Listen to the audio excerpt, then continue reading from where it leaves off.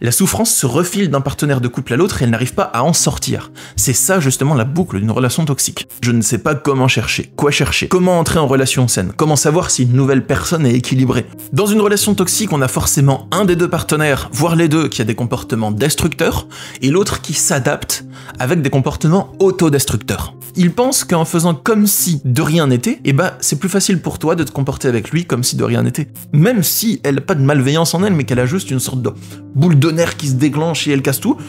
Dans tous les cas, j'ai pas envie de côtoyer cette personne pour ma propre santé mentale, pour mon propre bien-être. Vous voyez? Qui émet de la malveillance ou pas, c'est pas la question à se poser.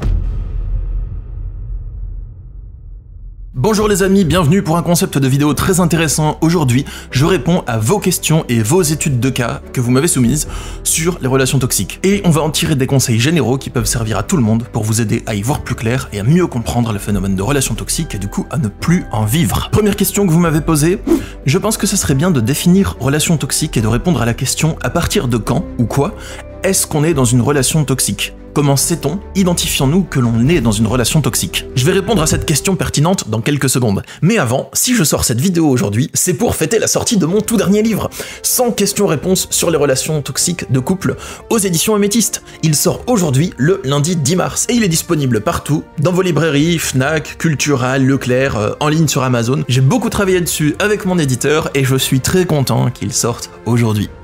Alors, ce livre, c'est bien entendu moi qui l'ai écrit avec mon contenu, et j'ai fait un sondage où j'avais récolté par mail 100 questions-réponses différentes sur les relations toxiques dans le couple.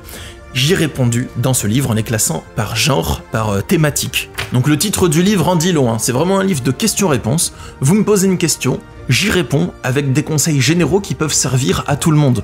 Le but, c'est pas de faire juste des études de cas personnalisées là-dedans, c'est de prendre des questions que toutes les personnes rencontrent à un moment ou à un autre dans les relations toxiques, et d'y apporter des réponses qui sont complètes, pertinentes, et qui vous aident vraiment à passer au-dessus de la question. Il y a un chapitre sur la culpabilité, le sentiment d'être redevable, réagir face à l'absence de remise en question de l'autre, surmonter la dépendance affective, réagir face aux comportements injustes, faire face à l'intimidation, les crises de colère et les menaces. Bon, je vais pas tout vous lire, mais il y a échapper à la triangulation, toi, ton partenaire et le rival, résoudre les conflits intérieurs dans les relations toxiques, se délivrer de l'emprise d'un pervers narcissique, si vous êtes vous-même l'auteur de comportements toxiques et que vous souhaitez changer, l'accompagnement à la reconstruction, comment se comporter face au silence punitif et aux autres punitions du partenaire, les tentatives d'isolement, le vampirisme énergétique continu dans le couple, on aborde tous ces sujets et plein d'autres dans le livre. Voilà, il est super riche, il est super bien fait. Si le sujet des relations toxiques vous touche plus ou moins, que vous souhaitez comprendre pour ne plus les reproduire ou que vous êtes dedans et que vous souhaitez vous en sortir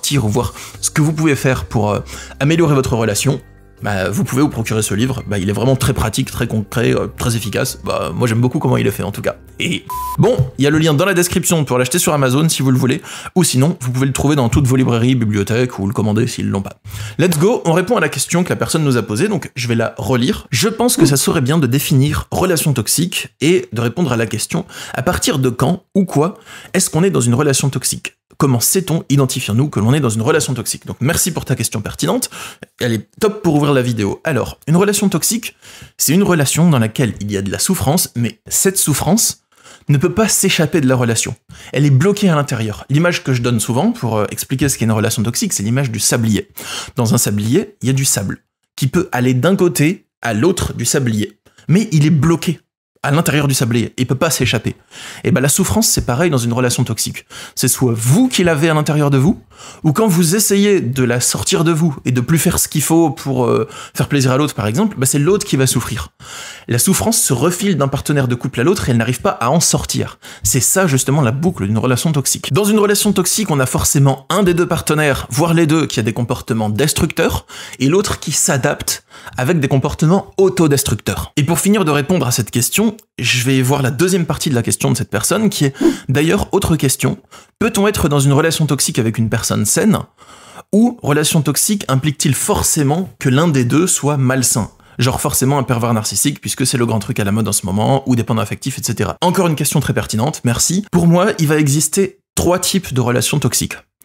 Vous allez voir, c'est très simple à comprendre. Le premier, c'est les relations toxiques avec ce qu'on appelle une personne toxique. Bon, c'est pas pour juger l'autre, mais c'est quelqu'un qui a que des comportements toxiques, qui s'enchevêtrent les uns aux autres, il n'y a rien à faire, on peut essayer de discuter pour améliorer la situation, mais ça change rien, c'est vraiment perdu d'avance, il n'y a que de la toxicité, c'est vraiment des personnes malveillantes qui veulent le mal de l'autre, qui ont des tendances sadiques. Quand je dis ça, c'est pas pour juger l'autre, hein, c'est des choses qui existent. Des gens qui ont des pulsions sadiques, donc qui tirent une jouissance de la tourmente de l'autre et qui exercent des comportements pervers pour accentuer la tourmente de l'autre, ça existe. Ça, c'est le premier type. Le deuxième type de relation toxique, c'est des personnes qui sont pas malveillantes, qui veulent pas faire du mal à l'autre, mais c'est des personnes qui ont des comportements dysfonctionnels qui créent des relations toxiques.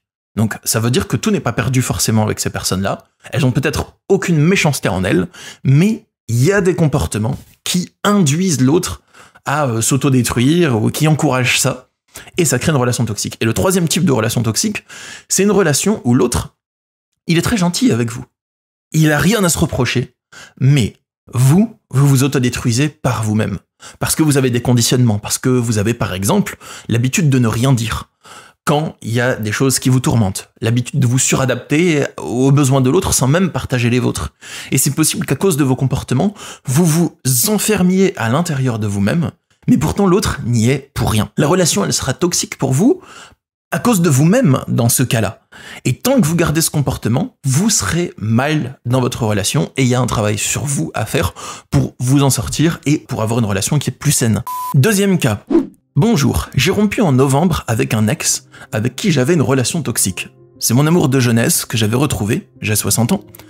Un an d'amour parfait. Et ensuite, des changements d'humeur incompréhensibles. Des mots durs. Un jour je t'aime, un jour je fais la tête. J'ai tout supporté et je l'ai quitté. Bah, déjà, je comprends que ce soit dur à vivre parce que les un jour je t'aime, un jour je m'écarte, un jour je t'aime, un jour je t'aime plus, c'est horrible à vivre. Ça, dans un couple, si on se pose avec notre partenaire de couple, c'est important qu'il y ait une sorte de constance, sauf dans une situation de crise précise, mais que le couple ce soit pas toujours un va-et-vient entre je t'aime, moi non plus, je t'aime plus. Bah, je comprends qu'on dise qu'il faut trouver la sécurité à l'intérieur de soi, oui, mais quand on se met avec un partenaire de couple, on a aussi envie de construire quelque chose, donc si l'autre il oscille de manière très violente entre je t'aime plus, je t'aime plus, c'est logique que vous le viviez mal.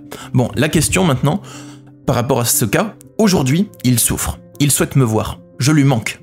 Moi, je me reconstruis, mais je sais que si je le revois, je replonge, une attraction inexplicable, jamais ressentie avec quelqu'un d'autre.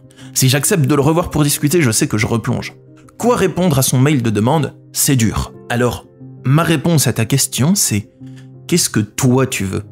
Parce que si ce que lui, il veut, c'est de te revoir toi, c'est sa volonté à lui, mais demande-toi ce que toi tu veux au fond de toi pour de vrai, indépendamment de sa volonté. Est-ce que toi, t'as envie de le revoir? Est-ce que t'as envie de replonger? Si la réponse c'est non, je préfère me tenir à distance, tu peux lui répondre non. Et tu peux même lui donner les raisons de ton non, en disant si je ne souhaite pas te revoir, c'est pas que je suis fâché, c'est pas que je t'en veux, toujours des bonnes pensées, de l'amour pour toi, etc. Mais, à cause de ton comportement en question, c'est mieux pour moi de m'éloigner de cette relation, et je souhaite que si tu m'aimes, tu respectes ma décision et tu n'essayes plus de me recontacter. Par exemple, ça peut être une gentille manière de le dire, c'est pas agressif de dire ça, vous voyez. Donc, je pense que si quelqu'un vous aime profondément et que vous lui expliquez ce genre de choses, il est censé comprendre. Et s'il comprend pas, c'est que son désir de vous posséder est peut-être plus fort que l'amour et la bienveillance qu'il vous porte. Donc, si tu n'as pas envie de le voir, tu as le droit de répondre non. Et s'il est mécontent ou s'il souffre parce que tu dis non, c'est pas toi qui seras la méchante dans l'histoire, parce que tu lui as rien fait de mal. Tu as juste pris une décision pour te respecter, pour faire ce qui est le mieux pour toi, et s'il souffre en rapport avec ça, bah c'est dommage, on lui souhaite pas de souffrir, mais c'est la vie, c'est comme ça, et ce sera pas toi qui sera la méchante ou la responsable de sa souffrance. C'est ainsi que moi je le perçois. Après, tu le perçois comme tu veux, mais voici la réponse que je peux apporter. Passons au cas suivant. Bonjour Stan, bonjour. Comment faire lorsque presque toutes les personnes de mon cercle social connaissent la personne toxique qui m'a fait du mal, le trouvent très sympathique et ne comprennent pas pourquoi j'ai besoin de ne plus entendre parler de lui et de ses singes volants, Flying Monkeys. Pourtant, je leur ai dit que j'avais subi une relation abusive. Je ne peux plus fréquenter beaucoup de gens et de lieux de loisirs du coup à cause de ça. Sinon j'entends parler de lui et ça réveille des souvenirs traumatiques pas encore cicatrisés. Alors, que faire dans ce cas? Alors premièrement, pour te répondre, je dirais, ça dépend de la manière dont tes proches parlent de cette personne. Est-ce qu'ils ne font que évoquer des souvenirs en commun qu'ils ont avec, ou en parler parce que c'est quelqu'un qui fait partie de leur vie aussi? Et si c'est le cas, bah, ils ont le droit de l'apprécier. Même si c'est quelqu'un qui a été méchant avec toi, ils ont le droit de l'apprécier. C'est leur droit humain, peut-être qu'ils le connaissent pas aussi bien que toi, certes, mais c'est leur droit. Alors, si c'est le cas, mon conseil, c'est de leur demander s'ils sont d'accord de moi en parler en ta présence, et de voir comment ils se sentent par rapport à ta demande. Mais tu peux pas leur interdire non plus, et c'est pas quelque chose de mal qu'ils le fassent. Après, il faut voir, est-ce qu'il parle de lui de manière malsaine? C'est-à-dire, est-ce qu'il essaye de t'inciter à revenir vers ton ex en disant que c'est quelqu'un de génial et que t'aurais pas dû rompre ou un truc dans le genre? Si c'est le cas, mon conseil, c'est de mettre des limites très fermes. En disant, je ne souhaite plus que tu veuilles m'inciter à revenir vers mon ex, j'ai décidé de rompre et j'aimerais que tu respectes ma décision. En es-tu capable? Si tu en es pas capable, je souhaite moins communiquer avec toi tant que tu continueras à agir comme ça. Moi, c'est ce que je ferais à ta place en tout cas, mais après, on est chacun différent et c'est toi qui y vois. Un autre conseil, c'est, tu as parlé de souvenirs traumatiques pas encore cicatrisés. Peut-être que tu peux suivre une thérapie EMDR avec un bon thérapeute, avec quelqu'un avec qui ça matche bien. Parce que si à chaque fois qu'on évoque ton ex, ça te fait souffrir, les gens, ils ont le droit d'évoquer ton ex, enfin ça arrivera dans la vie, tu vois, qu'ils l'évoquent sans vouloir te faire du mal, juste parce que ça leur vient naturellement. Si tu arrives à soigner tes mémoires traumatiques, petit à petit, tu seras beaucoup moins perméable à ce genre de discussion, ça te fera beaucoup moins souffrir. Mais en attendant d'avoir soigné tes mémoires traumatiques, fais comme tu le sens, préserve-toi, protège-toi, quitte à prendre des décisions temporaires, de moins voir de monde pendant un petit moment, pendant que tu te reconstruis, ensuite avoir un peu plus de monde, à voir comment tu le sens. Question suivante. Voici ma question. Je suis avec un pervers narcissique et il me retient par la dépendance financière. Je travaille, je mets de l'argent de côté. Mais, si je vais en justice pour la vente de notre maison, il refusera toute offre pour que je m'épuise énergétiquement et financièrement. Que faire? Eh ben, il faut que tu trouves un bon avocat ou une bonne avocate pour te conseiller. Et un avocat qui connaît les pervers narcissiques ou qui connaît ce genre de manipulateur et de profil vraiment chiant. Parce qu'il y a des avocats qui ne sont jamais tombés dessus, donc ils vont vouloir tenter une négociation normale avec ce genre de profil. Et avec ce genre de profil, tu peux pas faire de négociation normale. Il faut faire des négociations au retort, des techniques de négociation en lui faisant comprendre qu'il va perdre beaucoup d'avantages s'il ne négocie pas la maison comme tu veux. C'est assez complexe. Donc mon conseil, c'est trouve-toi un bon avocat ou une bonne avocate. Et mon deuxième conseil, c'est trouve-toi une situation financière stable où t'as pas besoin de la vente de la maison dans l'immédiat. Parce que sinon, tu vas trop vouloir qu'il vende la maison et il va le ressentir et il va tout faire pour te faire chier le maximum. Donc trouve-toi une situation financière où tu peux payer un autre loyer par toi-même ou peu importe ta situation, où t'as pas besoin que la maison soit vendue tout de suite pour t'en sortir. Avant de passer à la question suivante, abonnez-vous à cette chaîne YouTube avec la petite cloche si vous souhaitez être notifié des prochaines vidéos, si vous aimez bien mon contenu donc, et vous retrouverez plein d'autres questions dans mon livre 100 questions-réponses sur les relations toxiques. Je vous précise que toutes les questions que je traite aujourd'hui dans cette vidéo, ce ne sont pas des questions que vous trouvez dans le livre, ce ne sont pas des doublons. Ces questions-là, c'est des questions que j'ai récoltées via un post sur ma chaîne YouTube il y a quelques jours, et via un mail que je vous ai envoyé au même moment. Mais dans le livre, il y a uniquement des questions différentes que ce qu'on traite aujourd'hui, mais toujours sur la thématique des relations toxiques, et spécifiquement de couple dans le livre. Question suivante. Je comprends qu'il faut sortir du schéma sauveur, bourreau, victime, et qu'il faut chercher des personnes saines pour de nouvelles relations. Et donc, quel est le schéma de relation saine? J'en ai rarement vécu, donc je ne sais pas comment chercher, quoi chercher, comment entrer en relation saine, comment savoir si une nouvelle personne est équilibrée, comment me comporter avec, etc. Est-il possible de décrire une relation saine? Alors, si je réponds à tout, ça serait un peu trop long pour cette vidéo-là, mais je vais quand même te donner quelques pistes de réflexion. Alors, premièrement, enfin, je dis pas ça pour faire la pub de mon livre, enfin, pas spécifiquement, je veux dire, dans mon livre, tu comprends les relations toxiques. J'explique comment ça fonctionne, quels sont tous les schémas de relations toxiques, ou vraiment la plupart, dans mon livre. Donc, si tu sais les identifier, tu sais voir quand une personne a des comportements toxiques ou pas. Parce que la première clé, déjà, pour savoir rentrer en relation saine, c'est de savoir identifier les comportements toxiques chez les autres, pour pouvoir s'en écarter et ne plus reproduire les schémas de relations toxiques. C'est la base, parce que tu ne peux pas rentrer en relation saine avec un partenaire qui n'est pas capable d'avoir une relation saine. Parce que la relation, ça se fait à deux. Donc il faut que toi, tu sois fonctionnel, et que ton partenaire soit fonctionnel. Si ton partenaire, il te trimballe trop de casseroles, si ton partenaire, il a trop de comportements malsains, malveillants, vampiriques, et ainsi de suite, s'il y a trop de trucs, tu peux rien faire si le matériau de base ne tient pas. C'est comme construire une maison solide, mais tout le bois que t'as commandé pour faire la maison, la charpente, elle est infestée de termites, rouillée, pourrie. T'auras beau être le meilleur ingénieur possible, si ton matériau de base, il est périmé, ben, la maison, elle va finir par s'effondrer et elle ne sera pas très solide. C'est la première chose à faire, savoir identifier les comportements toxiques. J'en parle dans plein de mes vidéos, j'en parle dans mon livre, voilà. Ensuite, une relation saine, c'est aussi une relation où on va de l'avant. C'est une relation où les deux partenaires sont OK pour peut-être s'adapter, faire des compromis, ou se remettre en question, qui accueille les choses. Ça veut pas dire qu'on doit être parfait dès le départ. Ça veut dire que s'il y a un problème, tous les deux, on a envie que le problème se règle, mais pas pour aller dans notre sens, pour aller dans le sens d'un bien-être commun dans la relation, mais il faut que les deux partenaires ne soient pas lésés. Donc il faut que les deux partenaires soient OK pour se remettre en question, pour faire des compromis et qu'ils veuillent tous les deux le bien-être de chacun, le leur et celui de l'autre. Il faut que tu veuilles ton propre bien-être à toi dans la relation, mais aussi que tu veuilles celui de l'autre. Et il faut trouver une relation où les deux bien-être peuvent concorder et progresser ensemble. C'est pas possible avec toutes les personnes, ça, mais c'est possible avec plusieurs personnes.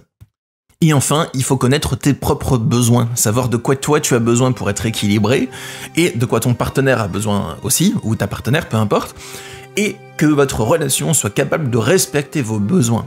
C'est-à-dire le besoin d'épanouissement personnel, le besoin de compagnie et de solitude, le besoin de sécurité affective et plein d'autres choses. Il faut que ta relation respecte ça. Mais bon, je peux pas en dire plus sinon ce serait un peu trop long pour répondre à cette question dans la vidéo, mais j'ai fait d'autres vidéos où j'explique comment identifier les relations toxiques, comment s'en libérer, et sinon dans mon livre il y a plus de détails, mais j'espère déjà que ces pistes de réflexion ont pu te servir. Et je te dis bravo aussi, parce que le fait de se dire « je me reprogramme », sur un nouveau mode de fonctionnement, je vais découvrir ce que c'est les relations saines, même si je connais pas vraiment. C'est quelque chose qui est très courageux, parce que ça implique de faire beaucoup de remise en question de toi-même, beaucoup d'introspection, beaucoup de changements dans tes relations. Donc je salue le courage que tu as de te lancer dans cette quête, et ça va fonctionner. Même si ça fonctionne pas direct dès la prochaine tentative, c'est pas grave, ça fonctionnera sur le long terme, c'est très bien. Et peut-être que ça fonctionnera direct dès la prochaine tentative. Moi je connais des gens, ouais, petite parenthèse, en consultation, j'ai rencontré des gens qui sont passés du pervers narcissique hardcore comme leur conjoint, genre le pire, le plus toxique possible qui existe, et leur conjoint suivant, c'est un ange. Et ils sont super heureux avec. Donc, dans certains cas, après le pervers narcissique, on expérimente d'autres relations toxiques qui sont moins toxiques et on s'en rend compte plus vite. Et du coup, on progresse ainsi. Et dans certains autres cas, le prochain ou la prochaine, c'est direct la bonne. Donc, à voir ce que la vie nous offre, c'est un mystère, il n'y a pas de bonne voie et de mauvaise voie, chacun fait comme il le sent. Question suivante qui va être assez courte. Bonjour Stan, les victimes du pervers narcissique deviennent-ils par la suite pervers à leur tour? Merci, oui et non. J'ai déjà fait des vidéos pour répondre à cette question, assez récemment. Comment devient-on pervers narcissique? Les étapes pour devenir pervers narcissique, je vais répondre très brièvement. Donc, certaines victimes se construisent en tant que victimes, certaines victimes se construisent en tant que pervers narcissiques. Les victimes qui se construisent en tant que victimes, c'est des gens qui vont pas reproduire des schémas oppressants pour les autres, mais qui vont plutôt avoir tendance à beaucoup culpabiliser, se suradapter et se sacrifier pour les autres. Ces personnes-là ne se transforment pas en pervers narcissiques, elles se transforment justement en victimes, mais elles peuvent faire un travail sur elles pour petit à petit arriver à se respecter, se choisir dans les relations, poser des limites et ainsi de suite. Les personnes qui se construisent en tant que manipulateurs, en réaction au pervers narcissique, c'est des personnes qui développent des comportements toxiques et oppressants pour les autres. Ces personnes-là, elles peuvent soit devenir elles-mêmes pervers narcissique, c'est-à-dire en accomplissant structurellement ce trouble de la personnalité en elles, ou soit avoir juste des comportements toxiques, et s'en rendre compte et travailler dessus pour les changer. Question suivante. Merci de ce courriel et de cette opportunité de poser une question.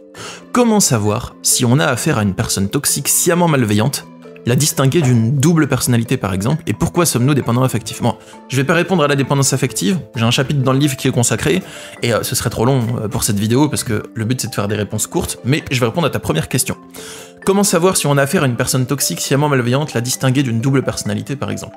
Alors, je sais pas exactement ce que tu veux dire par double personnalité, mais si ce que tu veux savoir c'est comment savoir si on a affaire à quelqu'un de malveillant ou à quelqu'un de toxique mais qui a pas d'intention malveillante, pour moi, c'est pas le plus important. Si tu veux avoir une relation saine, le but c'est pas de comprendre si l'autre a de la malveillance et du sadisme, ou si l'autre est juste dysfonctionnel mais sans malveillance et sans sadisme. C'est de voir est-ce que c'est possible d'avoir une relation où tu te respectes, où l'autre se respecte en même temps, qui est épanouissante, qui est pas oppressante? Est-ce que c'est possible que si tu respectes tes besoins dans la relation, elle aille bien? Si c'est oui, tant mieux. Et si c'est pas oui et que l'autre a trop de comportements toxiques, le but c'est pas d'essayer de le comprendre à tout prix de tout ce qui se passe en lui. C'est juste de voir qu'est-ce qu'il fait de malsain, pourquoi ça me fait du mal ce qu'il fait, est-ce que ça peut changer éventuellement, si on a envie d'essayer. Et si c'est pas possible, peu importe en fait. Je me casse de cette relation avec une personne, même si elle n'a pas de malveillance en elle, mais qu'elle a juste une sorte de boule de nerfs qui se déclenche et elle casse tout. Dans tous les cas, j'ai pas envie de côtoyer cette personne pour ma propre santé mentale, pour mon propre bien-être. Vous voyez? Qu'il y ait de la malveillance ou pas, c'est pas la question à se poser. Je réponds à cette dernière question, après la vidéo serait trop longue sinon. Bonjour, en bloquant le pervers narcissique, comment réagir? quand il vient vers vous, comme si on s'était vu la veille en sachant que cela fait plus d'1 an, et ben mon conseil c'est de ne pas lui répondre. Ne pas lui répondre du tout. Ah, je sais que c'est dur, hein. Je sais que t'aurais peut-être envie de lui dire « Mais laisse-moi tranquille, bordel de merde !» Ou de lui dire « Mais pourquoi tu reviens vers moi comme si rien ne s'était passé alors que tu sais que je veux plus te voir ?» Écoute, si t'as bloqué un pervers narcissique et qu'il te recontacte comme si vous étiez potes 1 an plus tard, c'est sa stratégie de manipulation. Il pense qu'en faisant comme si de rien n'était, eh ben c'est plus facile pour toi de te comporter avec lui comme si de rien n'était. Mais il faut juste ne surtout pas rentrer dans son jeu. S'il revient et que t'as pas envie de lui parler, bah bloque-le. Et s'il t'a laissé un message vocal en inconnu, enfin en numéro masqué que tu peux pas bloquer, bah c'est pas grave, ne lui réponds pas. Il faut juste ne rien répondre. Parce que ce qu'il veut quand il fait ça, c'est quoi? C'est de l'attention. Dès qu'il arrive à connecter avec toi, il est content. Même si c'est de la colère, même si tu lui réponds d'aller se faire sa mère, mais il faut pas lui répondre ça. Parce que sinon, il est content. Il y a du lien. Ce que veut le pervers narcissique, c'est du lien avec toi. Si cette tentative ne donne aucune réponse et aucun lien, tu auras plus de chances qu'il y ait moins de contact de sa part. Ça veut pas dire qu'il va totalement arrêter, mais crois-moi, si tu lui réponds pas, il y a moins de chances qu'il te recontacte que si tu lui réponds. Plus tu lui réponds, plus il va chercher le contact. Il faut juste retenir ça. Voilà les amis, c'était tout pour cette vidéo d'aujourd'hui. Si vous voulez vous procurer mon super livre sans questions-réponses sur les relations toxiques, il est disponible dans tous les magasins. Et si vous le trouvez pas sur place, bah commandez-le, c'est possible. Et il est disponible sur Amazon si vous voulez le faire livrer directement chez vous, ou un e-book aussi aux éditions Améthyste. Merci à mon éditeur, avec qui on a bien travaillé sur ce livre, c'est même eux qui ont choisi la magnifique couverture qu'on trouve ici. J'adore le concept, je suis très content de travailler avec cet éditeur, très content du livre, de la mise en page, de tout ce qui est écrit dedans, que j'ai écrit dedans, enfin voilà, c'est top. Je vous encourage à vous le procurer. Les amis, je vous dis rendez-vous dans quelques jours pour une prochaine vidéo. En attendant, prenez soin de vous, prenez soin de vos relations, prenez soin de votre petit cœur, je vous envoie de la force et de l'amour. Bye!